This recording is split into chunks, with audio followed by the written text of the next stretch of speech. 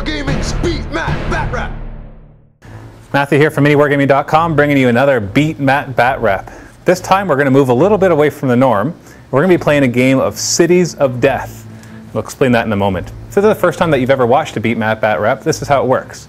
First off, people can go onto the Mini Wargaming forums and challenge me to a game of 40k, fantasy, War Machine, or whatever else we happen to play here.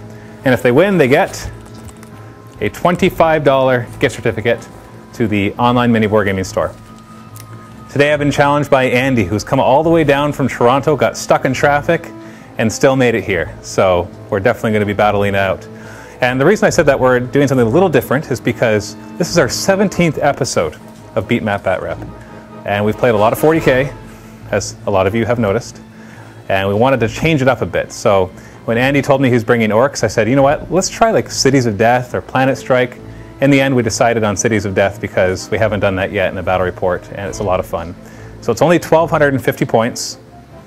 And which stratagem did you choose again? What's it called? It was from the White Dwarf. It was the Blood Axe Commando Hustle. So it's an actual Ork stratagem, and it gives them move through cover. Their whole army gets moved through cover, which is really good because my Tyranids already have moved through cover, so that kind of evens the playing field on moving around the table. I chose Infiltrate stratagem, which allows the guys who can infiltrate to infiltrate. So my 2 squads of Gene Stealers will be able to infiltrate on the board. So let's just jump right into it. Let's take a look at the armies as well as the deployment and the scenario. And for you Vault members, we're doing a special before and after, behind the scenes interviews and all sorts of fun stuff. So if you're a Vault member, make sure you check out the videos on the Mini Wargaming Vault. If you're not a Vault member, sign up so that you can see the extra videos. And it's miniwargaming.com/vault trial. Anyways, let's take a look at the armies. We'll start off by taking a look at Andy's Orks. Remember, this is 1,250 points. Because it's Cities of Death, we want to do less points. Leading his army, we have a big old war boss with an ammo grot. That's the little guy with the banner beside him. Basically gets to re-roll his shooting once. And we've got a weird boy, just for the heck of it. I like this army a lot because it brings in things we don't normally see with Orks. We've got 2 Death Dreads. That one had a Scorcha, and this one's just completely kitted out for close combat. It's got like 4 close combat arms. We got a group of regular Sluggaboys, and we've got a group of Shootaboys. Both of them have knobs. We even have a group of Gretchen, which is kind of fun. And these are, what are they called again? They're the Scorches that run around. They're like war tracks. And a group of Mega Knobs, something that we have yet to be seen in a Beat Matt Batrep. And here is a custom-built battle wagon. It's built out of some Forge World parts and some other parts as well. We talk more about that in the Vault video as well if you're interested there. So this is his 1,250 points of Ork Madness. Now let's take a look at the Tyranids that I decided to bring. I decided to bring several smaller squads rather than larger squads. The HQ choice is going to be the Tervagon, so he can give Feel No Pain and also spawn some extra Termagants. We've got a group of warriors just with Devourers, no upgrades. 2 Lictors, now they're separate groups, so it's 2 groups of 1 Lictor. And we've got 2 groups of Gargoyles, 10 Gargoyles. These turned out to be a really big pain to move around a Cities of Death board, but they're kind of fun anyway. They have Toxin Sacks.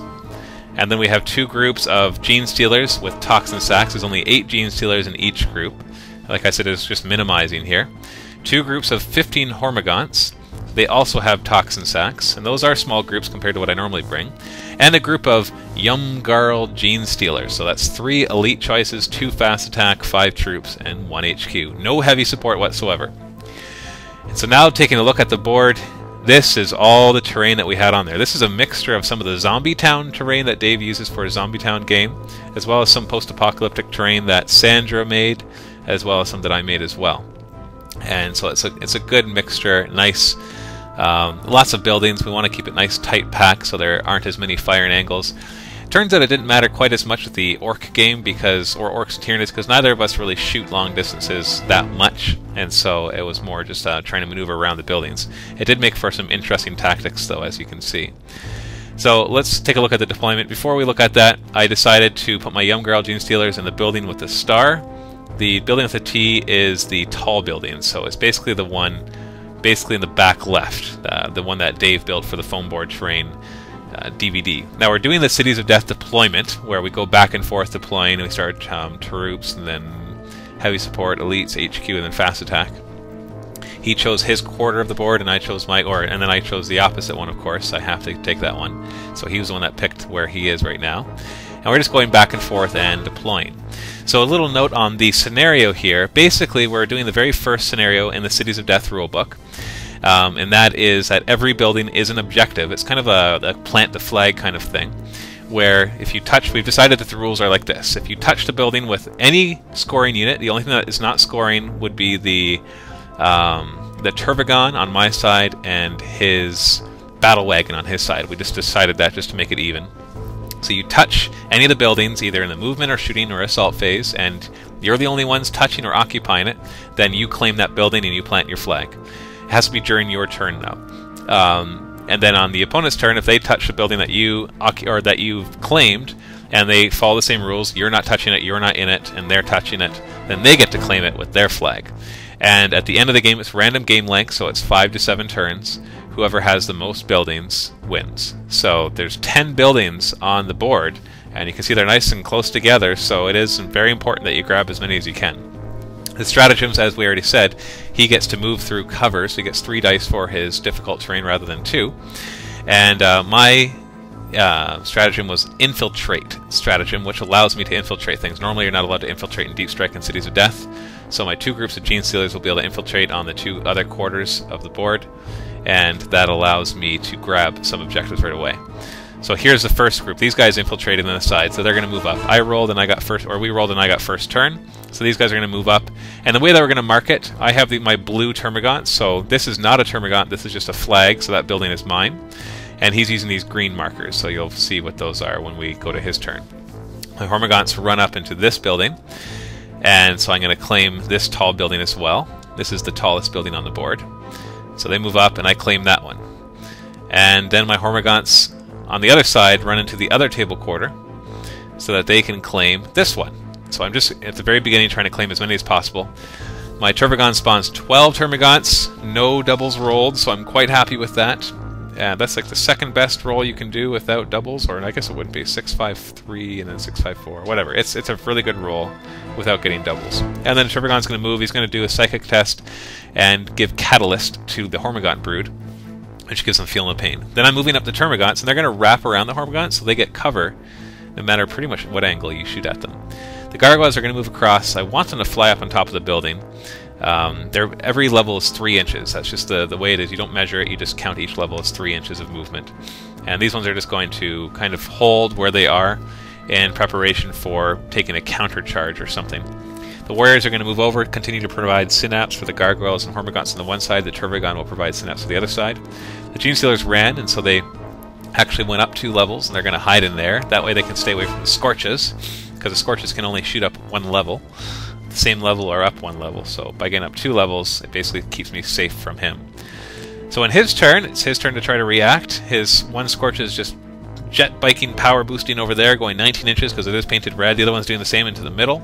That way he's kind of denying me getting further, and once he gets in a position, he can do a lot of damage. Now they are like vehicles. They are vehicles, and they have armor value of 10 all around, so there's not a lot that I have to actually take it out. I'll just do a lot of glancing hits against it. I wasn't expecting so many vehicles, which is fine. I'm not too worried about that at this point. Got the 2 Death Dreads. They are going to be the problem because they're obviously, and there's very little on the board that can actually hurt them. The Gene Stealers can hurt them, and my Turvagon can hurt them. The Mega Nubs, these guys are nuts. I didn't actually realize at the beginning of the game that they have a 2+ save, so that's pretty crazy. And then his boys are going to move up. Where they are right now, that's where my Yumgarl Gene Stealers are going to be popping out, so I'm hoping that he'll stay nearby so they can jump out and just completely destroy them, because the Yumgarl Gene Stealers are nasty, because I can give him an extra attack, which will give him 4 attacks on the charge. The Battle Wagon starts by firing its big kill cannon. Unfortunately, it misses the Gene Stealers altogether. Then he fires his other weapon, I don't remember what it's called, it's a small blast, and it scatters off of the Gene Stealers as well. So thankfully they survive, because they're kind of one of my crucial units. Then he runs his War Boss and the boys, so that he can start to try to contest the buildings in that quarter of the table. And that is end of round 1. So very uneventful, no casualties. Everybody just getting into position. Obviously in round 2 we're going to be clashing in the middle as well as the sides, so we're trying to get our flanking in. My strategy is to try to just bog him down. You see that I grabbed a bunch of the objectives, and now if I can bog him down for the rest of the game, he won't possibly be able to get enough buildings. So I'm just going to try to do that kind of guerrilla warfare. But he does have the big battle wagon. If it gets a good clear shot off, it can kill a lot of guys. And he's got a lot of scorches. The Mega Knobs all have custom scorches, or whatever it is. And the score is currently 7-3 for the Tyranids. I got 7 buildings, and he has the other 3. That doesn't mean much because we're only in round 1, and obviously he's going to be able to come and grab some other ones. You can see the little green flags, those mark his buildings, and the Termagants mark my buildings. Stay tuned for round 2. Post a comment below who you think is going to win based off of the army composition and what you've seen so far. Visit miniwargaming.com to see our videos 1 month early.